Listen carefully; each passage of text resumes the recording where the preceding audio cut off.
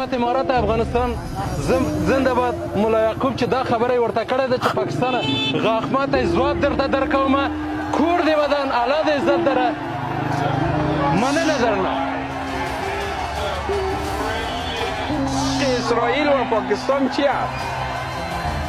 فقط به وزیر صاحب دفاع امی گفتنیم است که هر وقتی که چیز کنه ما حاضر آماده به جنگ هستیم.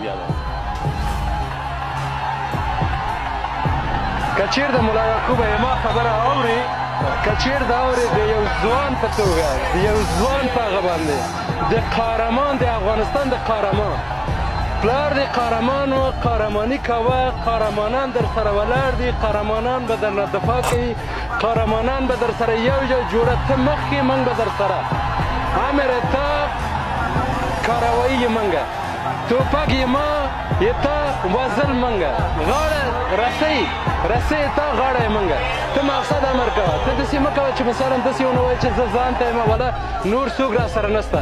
زه خپله د شمالي ولایت د پروان د ولایت اوسېدونکی یم، ولسوالۍ یم باګرام، کلی یم سیادو کلی.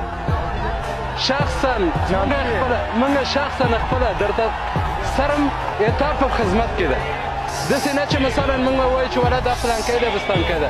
هر یو ځوان که د افغانستان که چیر د حقاني صاحب ده، که چیر د مثلا ملا یعقوب یا موږ هموطن همغم ده، ځوان ده، موږ ورته په خدمت کې یو، هر څه چې غواړي موږ ورسره ولاړ یو. که پاکستان ورته یو وایي بس بیا ورته غاښ ماتې جواب ورته ورکړي. که پاکستان ده که هر یو د افغانستان غلام بچي لکه دا تیر حکومت کسان چې تښتېدلي دي او دلته ویلې چې زه یم چیرې وه؟ ته نه وې زه یم دغه ده، اوس هم دلته یم، مخکې هم زه وم اوس هم زه یم، ته نه وې زه وم.